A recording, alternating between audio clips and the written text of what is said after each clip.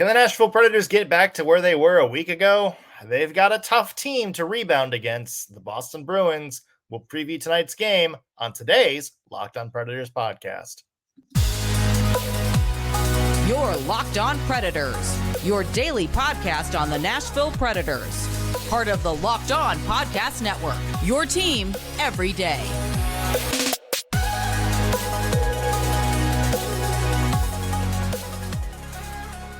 Thank you for making the Locked On Predators podcast your first listen of the day, every single day. We are your free daily Nashville Predators podcast, part of the Locked On Podcast Network, your team every day.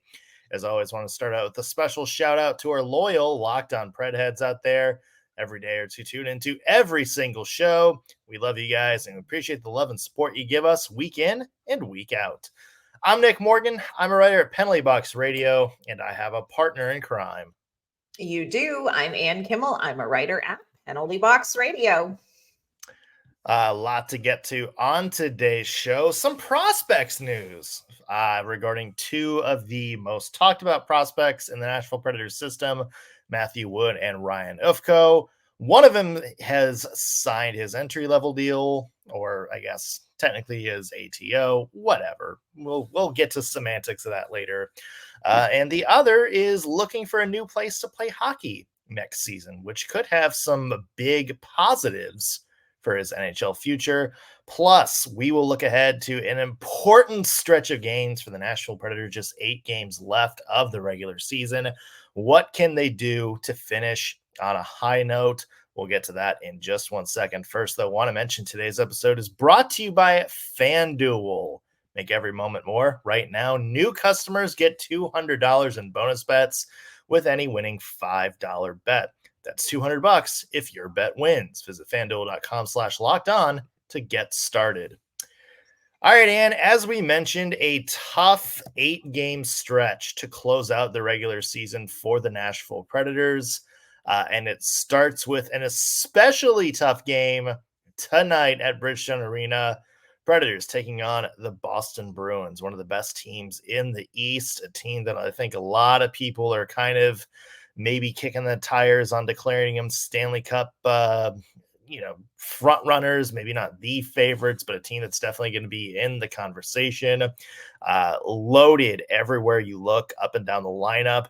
Great defense, dangerous scores, and not one, but 2 goaltenders that I think can steal a game or two here and there for the Boston Bruins. So, Ann, important game tonight.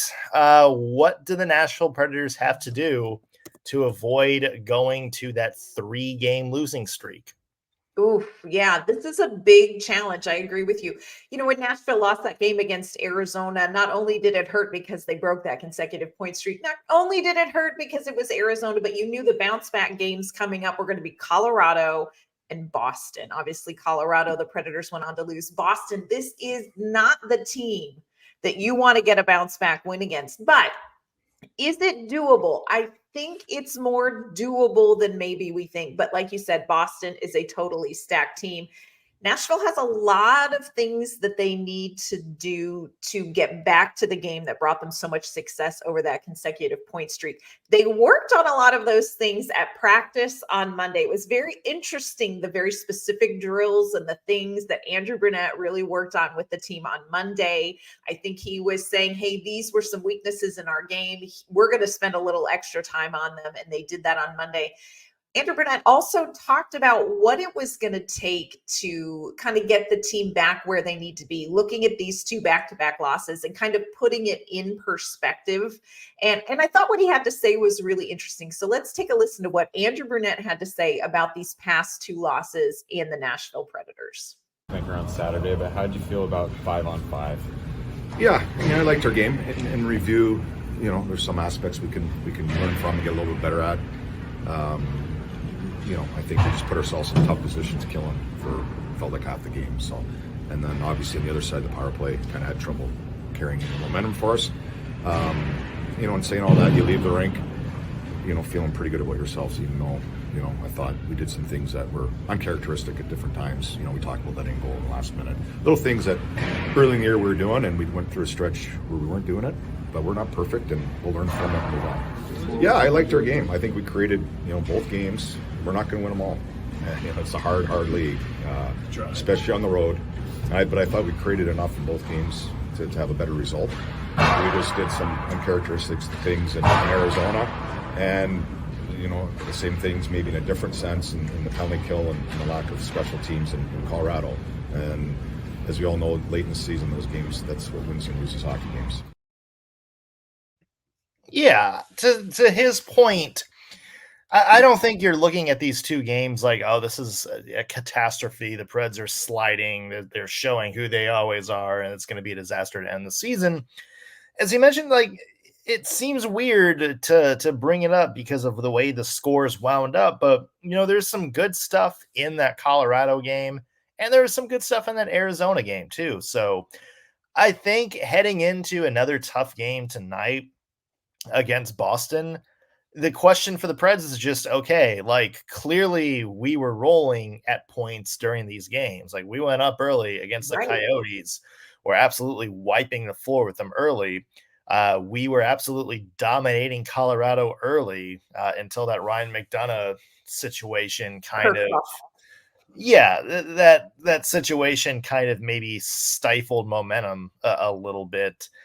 You can, I guess, the key tonight is just going back and looking at those moments and figuring out, okay, how do we continue doing that without screwing up the rest of the game this time? Yeah, I think you're right. When you look at this game going in, you can get overwhelmed with the amount of talent on Boston's team. Talking about David Pastrnak, you're talking about those two goaltenders, just defensively, you can get overwhelmed. But I think the game tonight really is going to boil down to what Nashville does and doesn't do. I don't think you focus too much on Boston. Let Boston play their game. I think Andrew Brunette is right. There were just some moments where the Predators didn't do some things that they had been doing consistently to win. And they did some things that they hadn't been doing. They committed a lot of penalties. That's not something that we saw much of during that consecutive point streak. So I think if you can kind of get back the things that your game was missing in little spots here and there, I think really Nashville has to focus on themselves. They can't come in too worried about what Boston is going to do. And like I said, they really addressed a lot of that in practice. They did a lot of kind of puck possession drills. They did a lot of board battles and puck battles. They did a lot of practice transitioning out of the defensive zone and quickly down the ice. So I think just those kind of muscle memory reminders in practice are going to help Nashville get back to it. There really was no panic for Andrew Brunette. There was no panic with the players in the locker room over these two losses. I mean, were they disappointed about them? Yes. But I really don't think there is a sense of panic. And I don't think there's a sense of panic, even though, this team fully recognizes that the talent they're going up against in Boston. So I think so much of the success tonight really is about Nashville focusing on Nashville, doing the things they know give them the chance to win. Yeah. Let's talk about the matchup itself right now against the Boston Bruins. When you look at this, these two rosters head to head, it's kind of weird because Boston is considered one of the best teams in the NHL. The Nashville Predators are kind of just like the feel-good story. Not a lot of people expecting much for them. It's kind of amazing to look and realize these two teams have the same number of wins, just putting it out there. Each have 43 wins going into the season. Now, Boston has 17 regulation losses, while Nashville has 27 or 17 to 27. So there's where that factor comes in. But as you look at, the roster matchup and the statistical breakdown, Ann, what's a big key for you tonight? Yeah, for me, I really think some of this is going to come down to Nashville meeting Boston where they're good. So, when you talk about Boston, you talk about a team that's got some really great players, a really strong defense, and good goaltending. Well, I'm looking at players like that top line, Forsberg, Nyquist, Ryan O'Reilly. They have been very good. They even have not been too shabby in those 2 losses. So let's get that top line going right away, because I think once they start punching, I think the game definitely swings Nashville's way. I also think goaltending is going to be huge. You talk about a team that's got a great goaltending duo. I know the last 2 outings for Saros and Lankinen have not been attractive. But overall, UC Saros and Kevin Lankinen have been very, very good. So I think Nashville has to kind of meet them with good goaltending as well. So for me, I think that's it. And here's the thing, Nashville can score goals. They just have to clean up the game where they give up goals. So if you can kind of get the jump early and keep momentum, stay out of the box, and get a little bit more help from your defense and goaltending, let's just see what Nashville can do against a team. I'm with you. I think this is a team that people are like, maybe they're not the top at the betting sites for Stanley Cup winner, but this is a serious playoff team, this Boston team. So let's see what Nashville can do against them. Yeah, defense to me is going to be key for the Nashville Predators, because they certainly left both Saros and Lankinen out to dry in certain spots of those last 2 games. So 7:00 puck drop in Nashville tonight. Of course, that's not the only big game on the horizon for the Nashville Predators. So many big games on the schedule over the next week or so. We will take a look at the Preds' upcoming schedule and ask, realistically, what would you be happy with in terms of a record for the Preds finishing out the rest of the regular season? We'll talk about that coming up in just 1 second. First, though, want to mention today's episode, once again, brought to you by FanDuel. Guys, it's the best time of year. Hockey, basketball, heading towards the playoffs. We had baseball opening day. We have March Madness, both the men's and women absolutely killing it right now. It's a good time to be a sports fan, and FanDuel is making it even more exciting for you to get in on the action. That's because right now, new customers get $200 in bonus bets with any winning $5 bet. That's right. All you have to do is put down $5, nail an easy pick, and you can get $200 back. You can use that to bet on the tourney, baseball, the NBA, the NHL, and so much more. You can use them on prop bets. You can use them on point or goal totals for the game. You can use them on over-unders, whatever stat, whatever kind of bet you want. That money is yours to spend. So visit FanDuel.com/lockedon and make your first bet a big win. FanDuel, America's #1 sportsbook. All right, Ann, we are talking about a critical stretch of the season for the Nashville Predators. There are 8 games left, and all 8 games, they is going to be a doozy. We mentioned Boston tonight. They have St. Louis at home on Thursday. That's another big one. St. Louis is still kind of hanging around in the playoff picture. You have the Islanders in a playoff spot right now coming up on Saturday. You got New Jersey after that. The one I think everybody has circled next Tuesday is Winnipeg. That it could say a lot about where the Preds finish in terms of the playoff standings right now. And then you close things out with maybe a little bit of an easier schedule. You got Chicago, Columbus, and then Pittsburgh, who haven't been playing all that great. So, Anne, realistically, what's kind of the expectation for Nashville Predators fans in these last 8 games? I honestly wish we were doing this segment tomorrow, because I think how the Boston game goes tonight would change my answer a little bit. I think, if the Predators can come out and kind of get back to their footing against Boston, if they can get a win against Boston, I think everybody's going to feel like, okay, we may get on another little heater here to close out the season. But I would say realistically, for me in these last 8 games, I think you've got to feel pretty good if the Predators can go 5-3. I can see them very easily going 6-2. But I think if they go 5-3, you've got to feel really good about that. of course, that depends too on what do the losses look like in that scenario. Are they going to kind of collapse in a game against Chicago?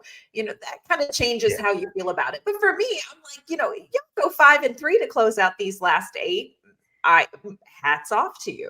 Where do you see them landing, and what are the games that stand out to you as like, hey, this is a game that's going to tell us something different about the Nashville Predators? Yeah, you kind of mentioned those two games. A 3-2 loss to the Winnipeg Jets Mm, or the Boston Bruins is going to go down a lot differently than a close 3-2 loss to the Chicago Blackhawks or Columbus Blue yes. Jackets.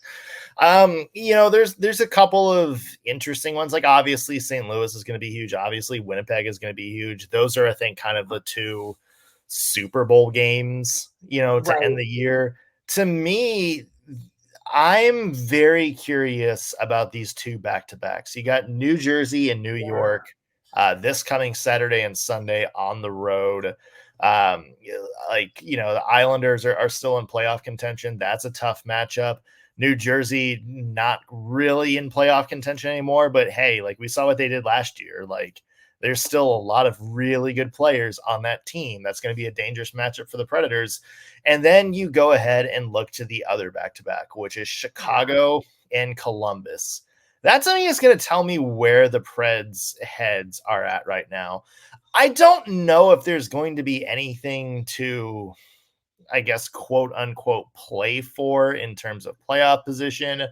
Maybe Winnipeg is, kind of all but locked up the third seed at that point. Maybe there's not really anybody behind Nashville that can kind of catch the Preds in the standings at that point.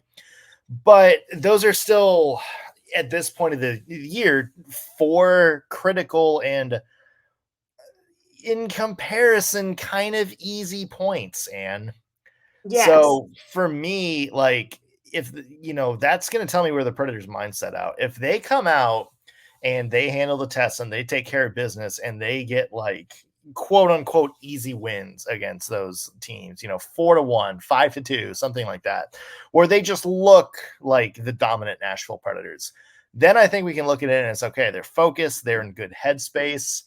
If they start doing what they do to, like the Arizona game, Yeah. if they start, kind of collapsing, if they're sloppy, if they're not, sort of ready for the game, they're making bad mistakes against a bad team, sort of playing down the competition. At that point, I think I would be like, okay, this team's not really ready for the big moment yet. Right. Right. And timing is everything, especially going into the playoffs. I think Nashville, there's a very specific way that they want to play these last 8 games, regardless of result. I think they're very focused on like what is the on ice product that we're putting out there, regardless of result. So I think all of these games matter. Here's a question for you that I wonder. I'm just curious what you think, how you feel like this is going to go down. If you were the Nashville Predators, and you've got that wild card spot, you are in the postseason, does Andrew Brunette rest Forsberg, Nyquist, O'Reilly, Roman Yossi, and I guess my second question to you, Nick, is if that third spot, if somehow Winnipeg stumbles and if the Predators come, and beat Winnipeg next week, do you chase that third spot? Of course, yeah. Yeah. I mean, your options are what, Dallas, Colorado, or Vancouver at that point. Hmm. No Like one's having fun at that point. it's not going to matter. Like the Yeah. matchup shouldn't matter. Maybe you don't want to play Colorado, but at that point, at that point, it's like you're if you ride the high Hmm. of getting into the third spot at that point out of what would be a remarkable sort of late season run to get there, True. then you should have sort of the mindset of we can play anybody, we can beat anybody, and it doesn't matter who we go up against, because they're all in their own right a bunch of really tough teams. Um, then at that point it's just, yeah, like you should be able to kind of get up against any team. Yeah. I think it's going to be interesting to see how this team finishes the season. I think schedule wise, there's a lot of potential here for Nashville to kind of finish strong. It's going to be interesting. You've got such a mix of veterans who have done this. You've got McDonough, you've got O'Reilly, who have done it. They've gone all the way to the Stanley Cup and won. And then you also have these younger players like, this will be Tommy Novak. I think this will be his first postseason play. This will be Luke Evangelista's first postseason play.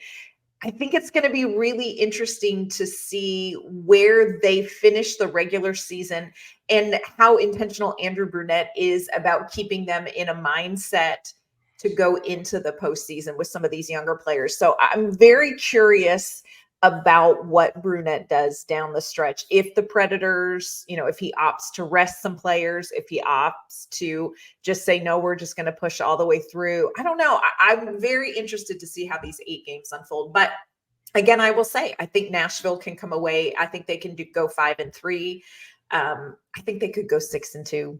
And I think I'll feel better about 6-2 after Boston tonight, one way or the other.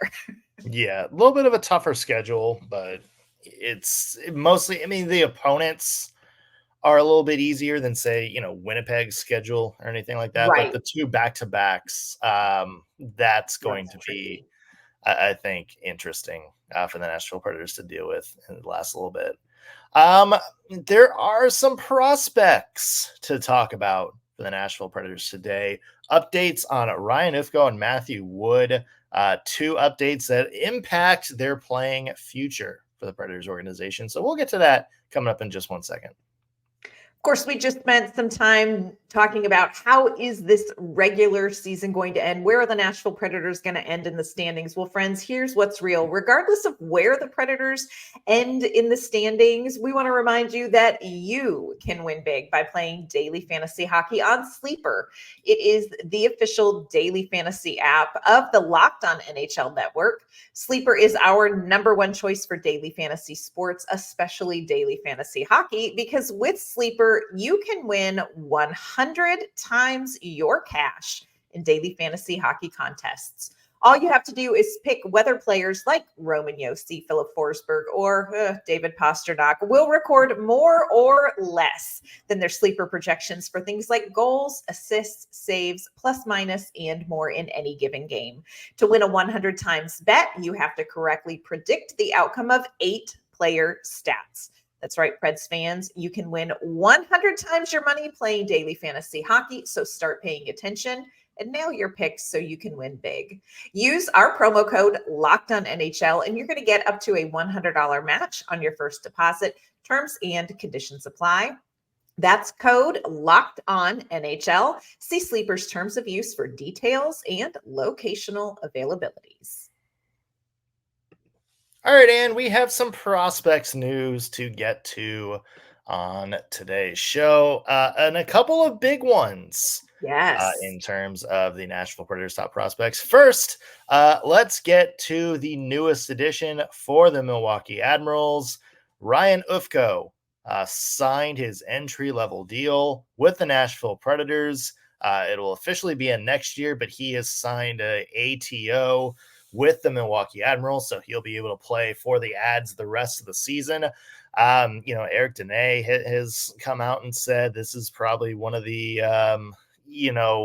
sort of the most anticipated prospect signings that the Nashville Predators have had in a very long time. What do you see or I guess expect from Ufko and Milwaukee the rest of the year?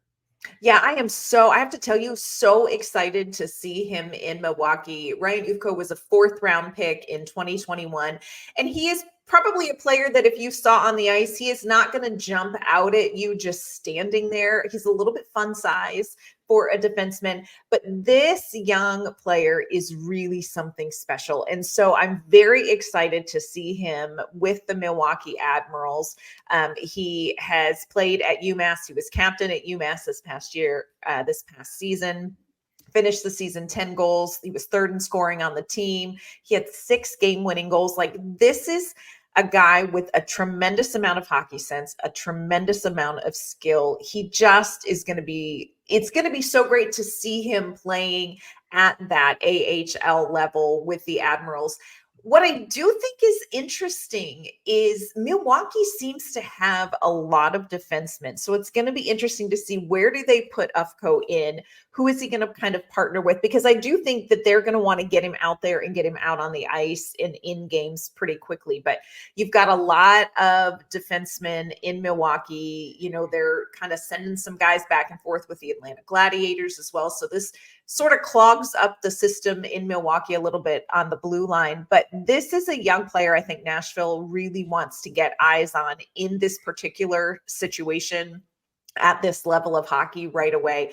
He is one of those players at development camps, when you see him, he just plays next level. So I'm very excited about this. Eric Dene is huge on Ryan Ufko too. So if Eric Dene says he's good, like, he had a great piece out just recently about him at Penalty Box Radio. So everybody needs to go and kind of check that out too, because he just has some great research on him. But kind of a fun story about him. He drew up a play at UMass, and I believe it was in overtime. Like, they called a timeout in overtime, and he's like, "Hey, I saw this play. Let's do this." And the coach was like, "All right," and worked, won the game with the play. Backyard football, but make it hockey. Yeah. So I am super excited. This has been a long time coming. So I think this is somebody that Preds fans will want to get their eyes onto when he gets on the ice in Milwaukee. Love this one. Yeah, Greg Carvel, head coach of UMass, said Ufko is the best player he's coached since a guy who was on the team 5-6 years ago. Some guy by the name of Cale Makar. Not sure what happened to him, but yeah. But I assume that's a pretty good comparison. So I guess so. Yeah. Staying in the world of college hockey and in the world of Hockey East, I guess. Matthew Wood, the Preds' first-round pick from the past year, is leaving UConn and will reportedly transfer to somewhere else. We asked our sources, aka Eric Dene, who's the guy, source of all Predators prospect knowledge at this point. And he says there's a couple of Big Ten schools after him. Minnesota is a big one being mentioned. Wisconsin's a big one being mentioned. And, no disrespect to the UConn or the UConn hockey program, because the school's definitely spent a lot of time and money trying to get that off the ground. They've got some good players in there. We know Tage Thompson played for them. Predators legend Joachim Kondelik played there a few years ago. Ethan Hayter, of course, is still there. But, with all due respect to that program, for Matthew Wood, him going to a bigger school, a place like Minnesota, a place like Wisconsin, fingers crossed, maybe to Michigan. Easy there. Come on. Go blue. I mean, I guess he could go to Penn State and team up with Aiden Fink.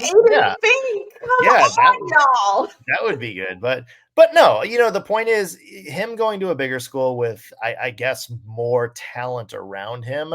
Yeah, I think that's going to be a little bit better for his development, not only because he's going to have better players to play with, to feed off of, but I also think it's going to be a little bit more of a competition for him. A little bit more of a competition for ice time, a little bit more of a competition to earn key moments on, the power play or on one of the top scoring lines. So I think for that's going to be good for him, because it's going to force him to kind of step up his game another level.